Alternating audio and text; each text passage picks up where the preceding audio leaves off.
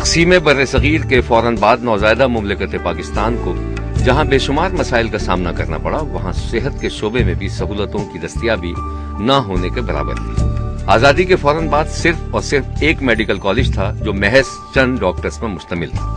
रफ्ता रफ्ता पाकिस्तान ने जहां दूसरे शोबों में तरक्की की, वहां सेहत का शोबा भी बेहतर होता चला गया, लेकिन इसके बावजूद अवाम की जरूरियात के मुताबिक इलाज मुआलजे की सहूलत फराहम नहीं की जा सकी, खास तौर पर देही इलाकों में जहां आज भी तिब्बी सहूलतों का फुकदान है। एक तरफ आने वाली तमाम हुकूमतों की जानिब से बेहतर माशी सूरत हाल की नवीद सुनाई जाती रही, लेकिन दूसरी तरफ सेहत के शोबे के लिए रखा जाने वाला फंड 8.8% से ज्यादा नहीं था।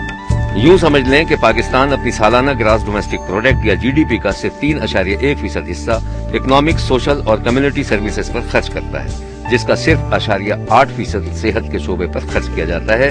पाकिस्तान में सेहत के शोबे से मुताल्लिक निजाम पब्लिक और प्राइवेट सेक्टर पर मबनी है।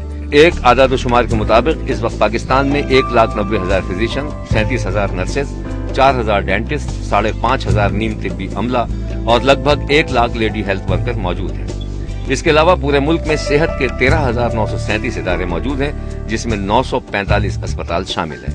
इन अस्पतालों में मजमूई तौर पर 1 लाख बेड्स हैं, 4,500 से जायद डिस्पेंसरीज, 5,000 से जायद पब्लिक हेल्थ यूनिट, 500 से जायद देही हेल्थ सेंटर्स और 900 मैटरनिटी होम्स मौजूद हैं, जबकि पूरे मुल्क में TB के 290 मराकज भी हैं। 18 करोड़ से ज्यादा आबादी वाले मुल्क पाकिस्तान में इंसान की औसत उम्र 61 बरस है, जबकि हर साल 1,000 इंसानों में से 80 अफराद इंतकाल कर जाते हैं। मजमूई शरह अमवात व पैदाइश 35 फी 1,000 सालाना है।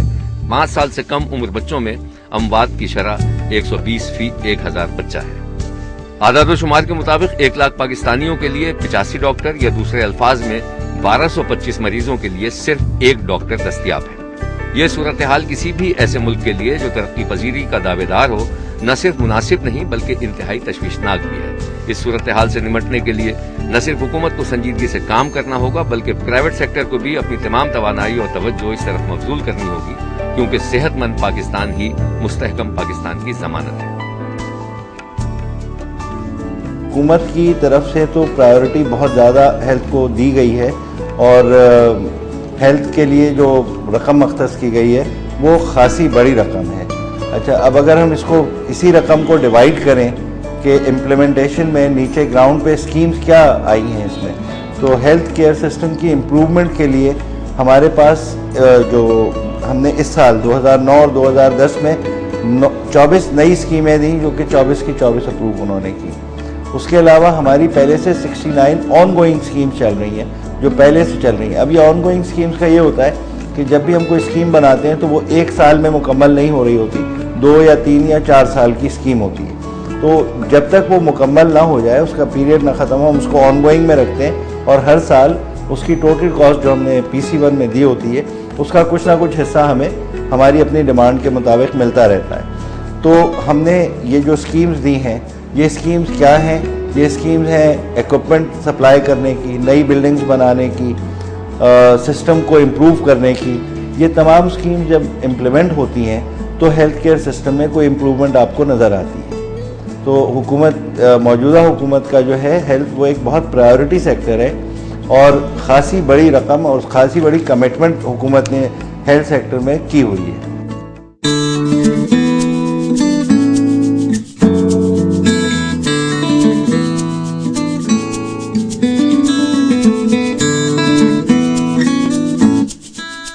कराची में एक ऐसा अस्पताल भी मौजूद है जहां डॉक्टर नुस्खा लिखता है, ना ही आपको पर्ची बनवानी पड़ती है। इस अस्पताल में तमाम काम बजरिए कंप्यूटर किया जाता है। इस तरह कहा जा सकता है कि ये वाहिद अस्पताल है जो जदीद टेक्नोलॉजी से भरपूर फायदा उठाते हुए मुकम्मल तौर पर कलम कागज की मजबूरी से आजाद है।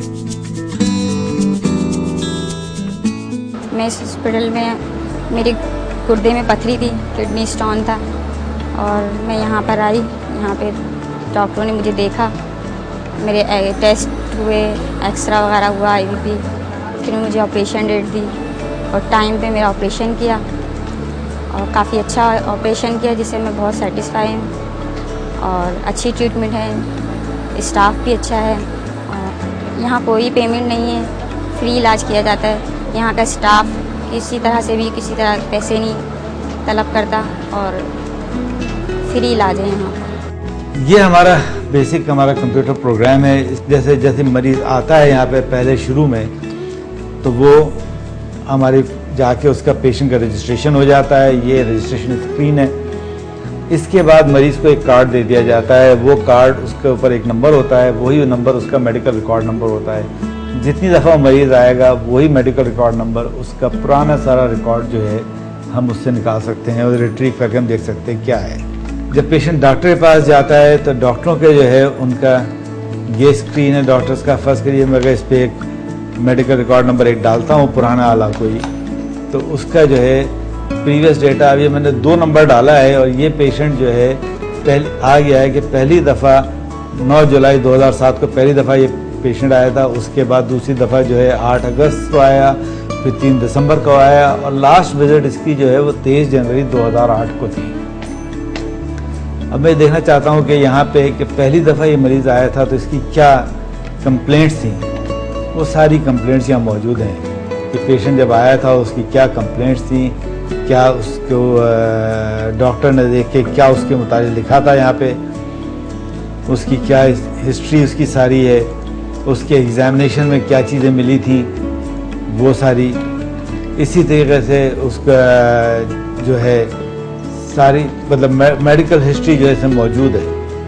इसकी सबसे बड़ी खूबी जो है, और खूबियों के अलावा चंद नुमाया खूबियों में से ये शामिल है कि यहाँ पे जितना भी इलाज हो रहा है और जो उनका काम करने का तरीका है वो पेपरलेस इन्वायरमेंट के तहत वो काम कर रहे हैं। पेपरलेस इन्वायरमेंट से आप यूँ समझिए कि जी इसमें पेपर का इस्तेमाल या कागज़ का इस्तेमाल बिल्कुल कम से कम, तकरीबन ना होने के बराबर होता है। और तमाम मरीज़ों का जितना भी, चाहे वो मरीज़ दाखिल हो, चाहे वो बैरूनी शोबे में मरीज़ को देखा जाता हो एज एन आउट पेशेंट, अगर आप देखते हैं तमाम मरीज़ों का मुकम्मल कवायद, मुकम्मल रिकॉर्ड, मेडिकल रिकॉर्ड्स को कहते हैं, जिसमें हिस्ट्री टेकिंग भी शामिल है, कंप्लीट एग्जामिनेशन शामिल है, उनकी लैब रिपोर्ट्स, तमाम लेबॉर्ट्री की जितनी भी जो हैं रिपोर्टें हैं वो सब शामिल होती हैं। एक कंप्लीट मेडिकल रिकॉर्ड जो है वो कंप्यूटर पे मौजूद होता है।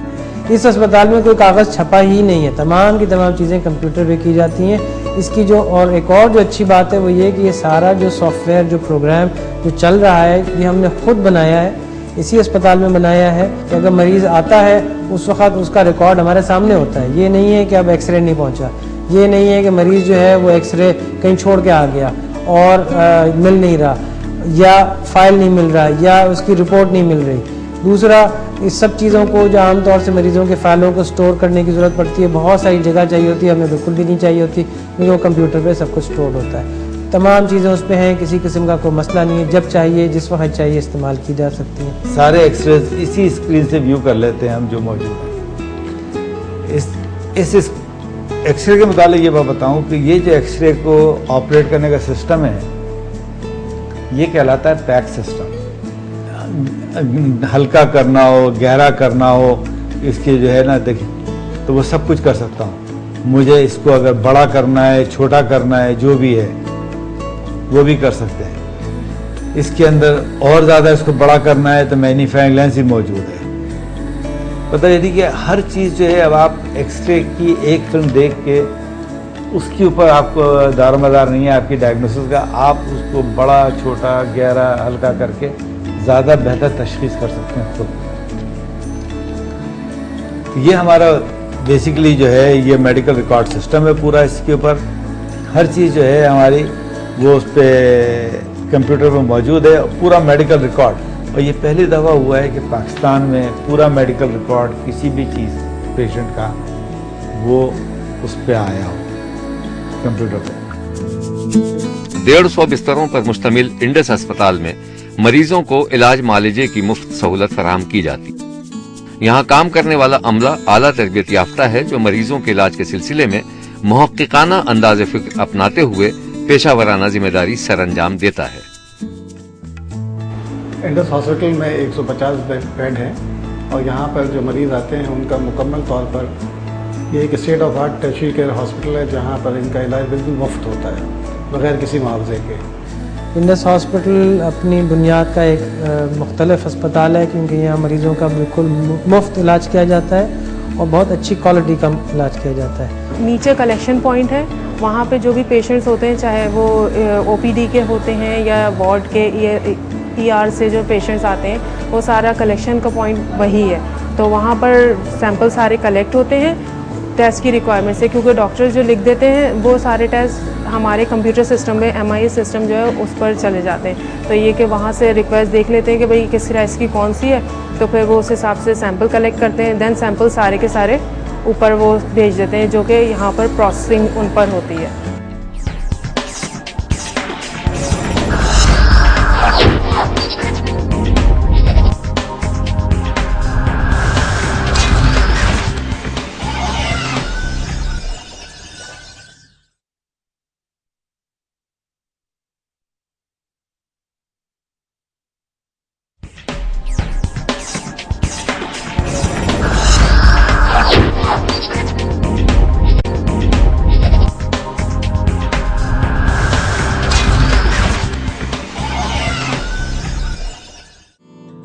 इस अस्पताल में न सिर्फ कराची बल्कि दूर दराज के मरीज भी मुफ्त इलाज के लिए आते हैं। इंडस अस्पताल की इंतजामिया का दावा है कि अस्पताल में हर माह लगभग 10,000 मरीजों का इलाज किया जाता है। इंडस हॉस्पिटल में क्योंकि एक आपको अंदाज़ा होगा कि एक फ्री हॉस्पिटल है, इस वजह से हमारे पास हर तरह के पेशेंट्स आते हैं। गरीब पेशेंट्स ऑब्वियसली जो अफोर्ड नहीं कर सकते हेल्थ केयर, दूसरे मतलब पेड हेल्थ केयर अफोर्ड नहीं कर सकते, वो हमारे पास आते हैं। और हमने ये देखा है कि जब से इंडस हॉस्पिटल बना है, बच्चों का लोड जो है वो ठीक ठाक है। काफ़ी पेशेंट्स जो हैं उनमें से मेजॉरिटी जो हैं बच्चे होते हैं। इस वजह से एक ऑब्वियस नीड है इस एरिया की और कराची की कि एक अच्छे हॉस्पिटल में फुली फंक्शनल फ्री केयर हो और हाई क्वालिटी सर्विसेज हो। उधर से इलाज किया था इसको, फिर उधर से फ़र्क नहीं पड़ा, 2-3 दिन सही रहा था, फिर इधर आ गया। अच्छी तरह चेकअप किया अंदर डॉक्टर फातिमा ने, उन्होंने इमरजेंसी में भेजा, फिर उधर चेकअप किया इसको। मैं मुतमईन, अब कोई मसला नहीं, पेमेंट वगैरह कुछ भी नहीं रहते इधर से, पैसे वगैरह कुछ भी नहीं। पूरे अपने आसपास के इलाके का जो है एक GPS कहलाता है, ग्लोबल पोजीशनिंग डिवाइस, जिससे आप किसी भी जगह का एग्जैक्ट लोकेशन बता सकते हैं। वो हमने करके और उसके घर के नंबरों को या उस क्लिनिक के नंबर को सबको हमने करके मैप पे किया हुआ है। तो इसलिए हमें ये इस इलाके से जब कोई मरीज़ आता है तो हमें पता होता है कि वो कहाँ रहता है, उसके आसपास क्या बीमारियाँ हैं, क्या अगर वो किसी ऐसी बीमारी में मुब्तला है जो दूसरों को लग रही है तो क्या दूसरों को भी हो रही है, क्या वो बढ़ रही है। और इससे एक बहुत हद तक ये पता चलता है कि आम इलाके में, पब्लिक में किस किस्म की बीमारियाँ कौन सी हो रही हैं और उनका किस चीज़ में ज़्यादा इलाज करने की ज़रूरत है। तो ये चंद चीज़ें हैं जो हमारे यहाँ इस कंप्यूटराइज सिस्टम की वजह से हमें बड़े एडवांटेजेस हैं जिसको हम इस्तेमाल कर रहे हैं, और ये एक इनोवेशन है। जब इनको पैदाइशी टीका लगा था तो जब वहाँ से करीबी डिस्पेंसरी से ये कार्ड इंडस के वहीं पर बैठे हुए थे वर्कर ना, उन्होंने ये कार्ड बना के दिया था हमें कि यहाँ का नमूनिया प्रोजेक्ट का कार्ड है, इनको 18 मंथ का ना फ्री इलाज की सहूलत मुहैया की जाएगी। जब इसका हॉस्पिटल का सर्वे करने आए थे बच्चे के साथ, तो जैसे इनको यहीं से ये बैंड भी मिला है, और सर्वे करने आए थे तो यहाँ से गिफ्ट दिया था इनको और किराया दिया था। और उसके बाद जब इनको तबीयत ख़राब हुई थी, पहले भी ये 2 बार एडमिट हो चुके हैं, तो यहाँ से हर चीज़, मेडिसन, पैम्पर्स, बच्चों के हर तरह की दूध, सब सारी सहूलतें यहीं से मौजूद। IRD इंडस हॉस्पिटल के इश्तराक से कोरंगी में रहने वाले बच्चों के ऊपर नमूनिया प्रोजेक्ट पे काम कर रहा है। नमूनिया प्रोजेक्ट की कुछ खास चीज़ें जिसमें ब्रेसलेट, नोकिया 6131 सेट शामिल हैं। ब्रेसलेट को, जो कि RFID ब्रेसलेट है, उसको स्कैन किया जाता है इस मोबाइल फ़ोन के थ्रू, और उसके बाद इसको स्कैन करने के साथ ही इसका एक ID जनरेट हो जाता है, जो कि एक ख़ास नंबर होता है जिसके साथ उन पेशेंट की एनरोलमेंट हो जाती है। और इसके ऊपर अब आने वाले जितने भी सिग्नल होंगे वो तमाम सर्वर के आते चले जाएंगे, और इस तरह से उस पेशेंट की वो इंफॉर्मेशन कि जो दरकार होगी या जो ज़रूरी टेस्ट उसे कराने होंगे, वो तमाम चीज़ें हम तक पहुंच रही होंगी। आइए मैं आपको इसका तरीका बताऊं। हमारे पास EPI सेंटर के अंदर एनरोलमेंट टीम बैठी हुई है, जहाँ जैसे ही वहाँ पे कोई बच्चा इनके पास आता है, ये उसको एक ब्रेसलेट पहना देते हैं। ब्रेसलेट पहनाने के साथ ही उसको स्कैन करके उसका एक आईडी इशू कर देते हैं और साथ ही साथ उस बच्चे को जितने भी उसके फॉर्म होता है वो भर लिया जाता है ताकि ये बच्चा हमारे पास एनरोल हो जाता है। इसके साथ कुछ एहतियातन कुछ तदाबीर होती हैं या कुछ और चीज़ें जो इंफॉर्मेशन इसके साथ हैं कि इन डॉक्टरों के पास जाना है, वो तमाम बता दी जाती हैं। बच्चे को अगर कभी कोई तकलीफ होती है तो वो अपने करीबी डॉक्टर के पास जाता है। डॉक्टर उसको मुआयना करने के बाद ये जानता है कि क्या उसके अंदर ऐसी कोई चीज़ें आ रही हैं जिसके लिए उसको हॉस्पिटल भेजना है। डॉक्टर उसका ब्रेसलेट स्कैन करने के बाद हमारी टीम को एक अलर्ट भेज देता है। जैसे ही अलर्ट हमारी नमूनिया टीम के पास आता है, वो मोबाइल टीम डॉक्टर के हमरा रवाना हो जाती है उस क्लिनिक के ऊपर कि जहाँ पे वो बच्चा किसी बीमारी की वजह से आया होता है। और उस टीम के पहुँचने के बाद क्लिनिक के ऊपर जैसे ही वो टीम पहुँचती है, वहाँ जाके बच्चे का हमारे डॉक्टर साहब की मदद से मुआयना होता है। अगर उनको कोई ज़रूरी टेस्ट दरकार होते हैं तो वो टेस्ट किए जाते हैं, वरना उस बच्चे का एक फॉर्म भरा जाता है और उसके अंदर ये बताया जाता है कि क्या क्या चीज़ें आगे एहतियात उस बच्चे को करना है। अगर ज़रूरत होती है तो उस बच्चे को अपने हमरा डॉक्टर साहब लेके इंडस हॉस्पिटल आ जाते हैं। अगर उसको एडमिशन की ज़रूरत होती है तो बच्चे को एडमिट भी किया जाता है, यहाँ तक कि वो मुकम्मल सेहतियाब ना हो जाए। देखिए, ई गवर्नेंस का ये एक बहुत अल्टीमेट एम होता है कि कोई भी इदारा या कोई भी सिस्टम जो है वो उसमें से पेपर गायब हो जाए, यानी कि हर चीज़ कंप्यूटराइज हो जाए। हमारे यहाँ IT department in government of Sindh is already working on project where हमारे यहाँ ई गवर्नेंस इंट्रोड्यूस हो रही है गवर्नमेंट ऑफ सिंध में। इसी तरह अस्पतालों में भी हमने कंप्यूटराइजेशन का एक स्कीम शुरू कर रखी है और अभी तो मैं ये कहना तो मुनासिब नहीं होगा कि हम जल्दी पेपरलेस हो जाएंगे, क्योंकि पेपरलेस होना एक बहुत लंबे प्रोसेस के बाद बहुत सारी ट्रेनिंग इसमें चाहिए, बहुत सारा इक्विपमेंट चाहिए। तो और गवर्नमेंट में हम कोशिश कर रहे हैं कि कंप्यूटराइजेशन की तरफ जाएं और अगर पेपरलेस नहीं तो कम से कम पेपर वर्क को कम से कम जितना कर सकें कर लें। गूगल अर्थ की मदद से हम आपको ये दिखाएंगे कि पाकिस्तान के अंदर मुख्तलिफ सूबों के अंदर कितनी फीसद में और कितने नंबर के अंदर टीबी के लोग मौजूद हैं। अगर आप देखेंगे कि सिंध के अंदर पॉजिटिव केसेस की तादाद नेगेटिव केसेस के मुकाबले में बहुत ज़्यादा है। जो एक ख़ास चीज़ इसके अंदर है कि वो जो मैंने जिक्र किया डॉट्स प्लस का प्रोग्राम या MDR टीबी का प्रोग्राम, जो कि शदीद नौयत की टीबी कहलाई जाती है, उसके हर मरीज़ का बाकायदा कब कब इलाज हुआ, कब कब टेस्ट हुआ और कब कब उसको क्या क्या मेडिसिन तजवीज़ की गई, कितना उसका वजन था और अब उसकी क्या कंडीशन है, ये हर डॉक्टर और हम अपने लेवल पे या हमारे तमाम डॉक्टर देख सकते हैं। इसी के ऊपर उसके आने वाले वक्तों में उसका ट्रीटमेंट भी जारी किया जाता है कि मजीद किन दवाइयों को शामिल करना है या कौन सी दवाइयाँ हटा देना है। ये तमाम चीज़ें इंडस हॉस्पिटल के अंदर मौजूद हैं। इंडस हॉस्पिटल ही इसको रन कर रहा है। इंडस हॉस्पिटल का फिल्टर क्लिनिक जो कि IRD के डॉक्टर्स के साथ ताबून से चल रहा है, वो इसके अंदर शामिल है। जबकि 17,000 से ज्यादा मरीजों का मुफ्त तिब्बी मुआयना और 500 मरीजों का डायलिसिस भी किया जाता है। अस्पताल ने यह भी दावा किया है हर माह सर्जरी के 500 केसेस निपटाए जाते हैं जिसकी कोई फीस नहीं ली जाती। इस हॉस्पिटल में रोज़ाना तकरीबन 500 से 600 मरीज़ आते हैं और रोज़ाना 25 के करीब सर्जरी रोज़ होती हैं। डायलिसिस की 3 सेशन चलते हैं। माहाना तकरीबन 10,000 से 15,000 मरीज़ों का इलाज होता है और 60 मरीज़ों का डायलिसिस डिफरेंट सेशन में होता है। एक मरीज़ के ऊपर हफ्ते में 2 या 3 सेशंस होते हैं। इसके अलावा सर्जरी तकरीबन 500 होती है। लेबॉर्ट्री के तकरीबन 17,000 टेस्ट होते हैं यहाँ पर और ये तमाम सर्विसेज बहुत ट्रेंड स्टाफ के तौर पर यहाँ पर मौजूद हैं। डॉक्टर्स भी और नर्सेज भी बिल्कुल अपने उस तरीके से उनका इलाज करते हैं।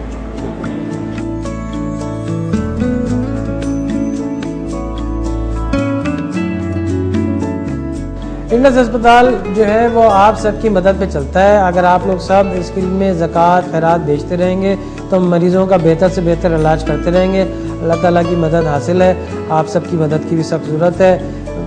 कोशिश करें कि जिस तरह से मुमकिन हो, चाहे पैसे दे के करें, अपना वक्त दे के दें या कोई चीज़ दे के करें, ताकि ये गरीब मरीज़ जो कहीं नहीं जा सकते, जिनका कोई पूछने वाला नहीं है, जिनका हम यहाँ बेहतरीन और मुफ्त इलाज करते हैं, उसमें आप भी मददगार बन सकें।